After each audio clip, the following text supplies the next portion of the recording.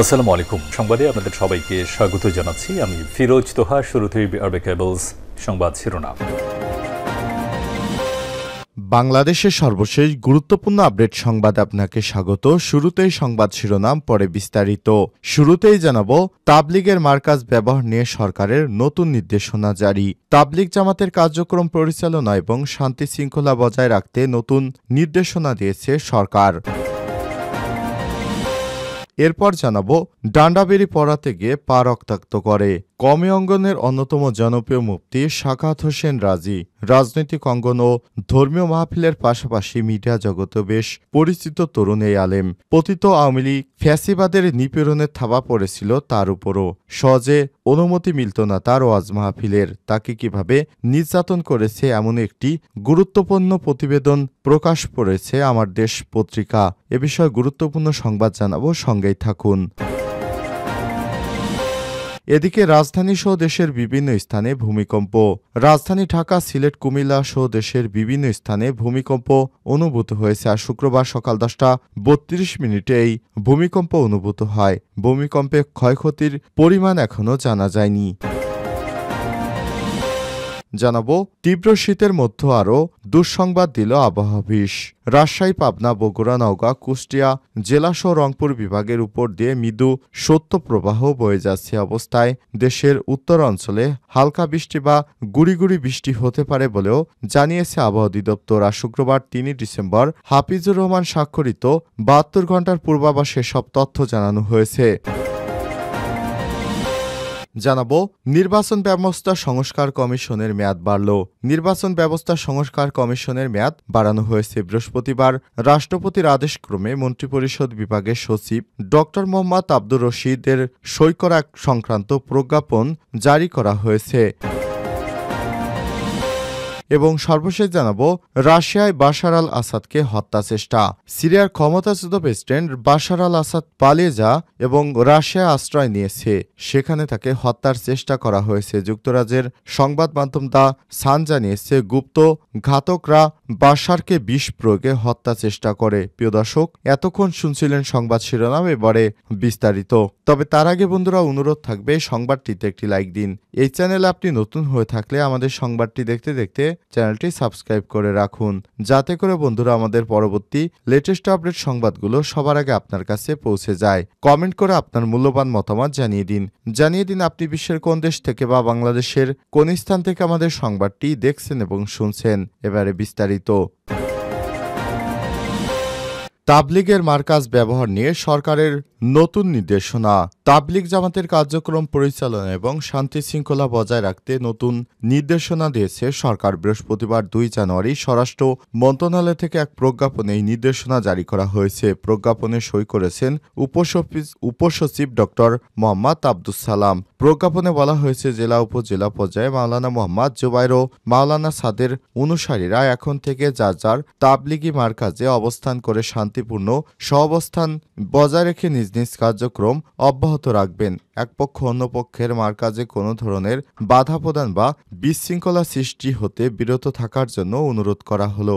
এতে আরো বলা হয়েছে, কাকরাইল মসজিদের ক্ষেত্রে সূত্রোক্ত ক ও খ নম্বর স্মারকের মাধ্যমে ইতিপূর্বে প্রদত্ত নির্দেশনা অনুসারে কাজ করার জন্য অনুরোধ করা হলো। উল্লেখিত নির্দেশনা ঊর্ধ্বতন কর্তৃপক্ষের অনুমোদনে জারিকৃত এবং যথাযথভাবে অনুসরণের জন্য সংশ্লিষ্ট সবাইকে নির্দেশক্রমে অনুরোধ করা হলো। এর আগে দুই পক্ষের সংঘাতের জেরে 26 ডিসেম্বর মাওলানা সাদপন্থীরা কাকরাইল মসজিদে সব কার্যক্রম থেকে বিরত থাকার নির্দেশনা দিয়েছিল। একই সঙ্গে জুবায়েরপন্থীদের কাকরাইল মসজিদের আশপাশে বড় জমায়েত থেকে বিরত থাকতে বলেছিল অন্তর্বর্তীকালীন সরকার। প্রসঙ্গত, 31 জানুয়ারি থেকে 2 ফেব্রুয়ারি পর্যন্ত প্রথম পর্ব এবং 7 থেকে 9 ফেব্রুয়ারি পর্যন্ত দ্বিতীয় পর্বের ইজতেমা অনুষ্ঠিত হওয়ার কথা রয়েছে। কিন্তু এর আগে থেকে তাবলিগ জামাতের দুই পক্ষের মধ্যে চলে আসা বিভেদ ও দ্বন্দ্ব এখন প্রকট আকার ধারণ করেছে।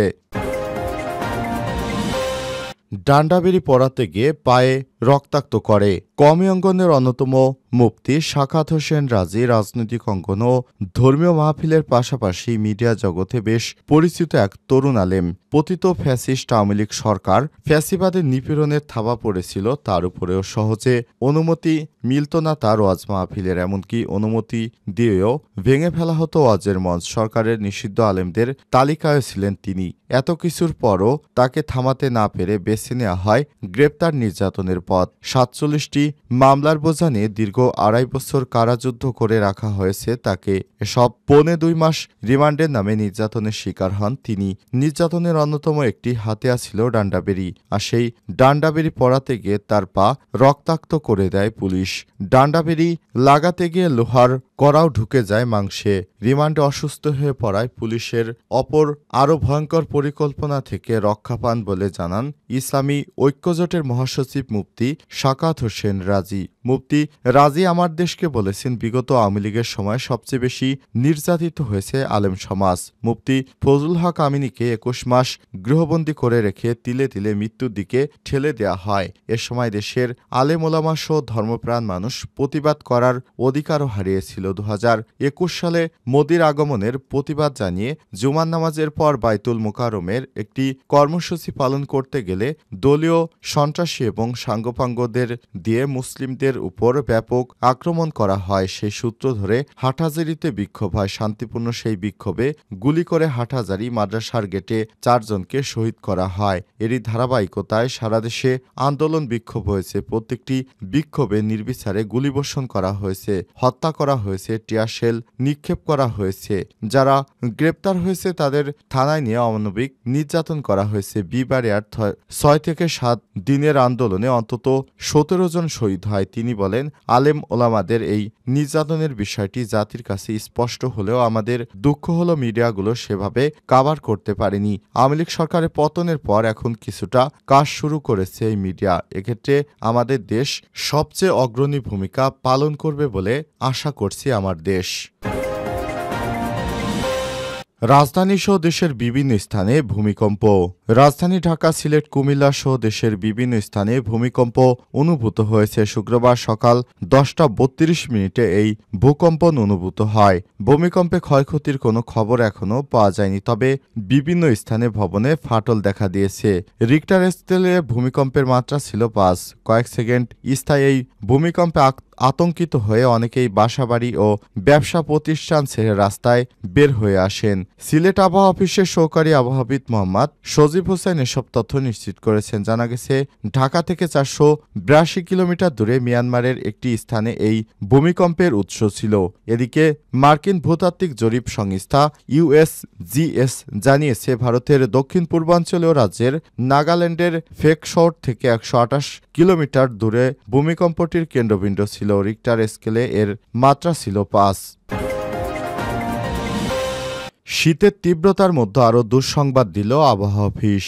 রাজশাহী, পাবনা, বগুড়া, নওগাঁ এবং কুষ্টিয়া জেলাসহ রংপুর বিভাগের উপর দিয়েও মৃদু শৈত্যপ্রবাহ বয়ে যাচ্ছে। অবস্থায় দেশের উত্তরাংশে হালকা বৃষ্টি বা গুড়ি গুড়ি বৃষ্টি হতে পারে বলে জানিয়েছে আবহাওয়া অধিদপ্তর। শুক্রবার ৩ ডিসেম্বর মোহাম্মদ হাফিজুর রহমান স্বাক্ষরিত ৭২ ঘণ্টার পূর্বাভাসে সব তথ্য দেওয়া হয়েছে। পূর্বাভাসে বলা হয়েছে, উপমহাদেশীয় উচ্চচাপ বলয়ের বর্ধিত অংশ পশ্চিমবঙ্গ ও তৎসংলগ্ন এলাকার পর্যন্ত বিস্তৃত রয়েছে। মৌসুমের স্বাভাবিক লঘুচাপ দক্ষিণ বঙ্গোপসাগরে অবস্থান করছে। এর বর্ধিতাংশ উত্তর পূর্ব বঙ্গোপসাগর পর্যন্ত বিস্তৃত রয়েছে। অবস্থায় শুক্রবার ৩ জানুয়ারি অস্থায়ীভাবে আংশিক মেঘলা আকাশ সহ সারা দেশের আবহাওয়া শুষ্ক থাকতে পারে। মধ্যরাত থেকে সকাল পর্যন্ত মাঝারি থেকে ঘন কুয়াশা পড়তে পারে, তা কোথাও কোথাও দুপুর পর্যন্ত অব্যাহত থাকতে পারে। ঘন কুয়াশার কারণে বিমান চলাচল এবং অভ্যন্তরীণ নদী পরিবহন ও সড়ক যোগাযোগ সাময়িকভাবে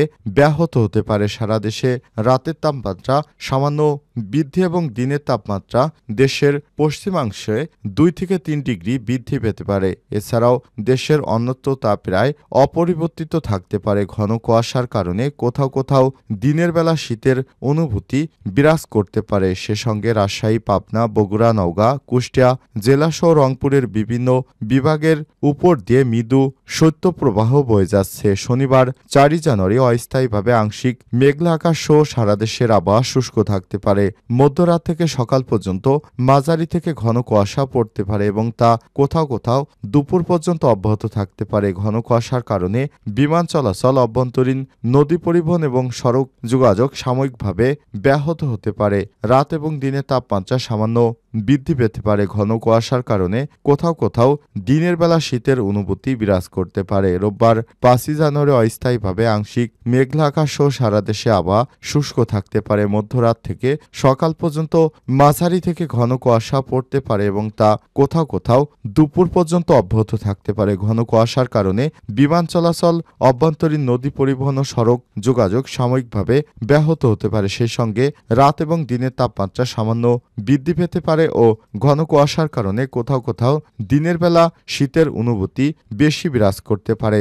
আবহাওয়া অধিদপ্তর আরও জানিয়েছে, আগামী 5 দিনের শুরুর দিকে দেশের উত্তরাংশে হালকা বৃষ্টি বা গুঁড়ি গুঁড়ি বৃষ্টিপাত হতে পারে।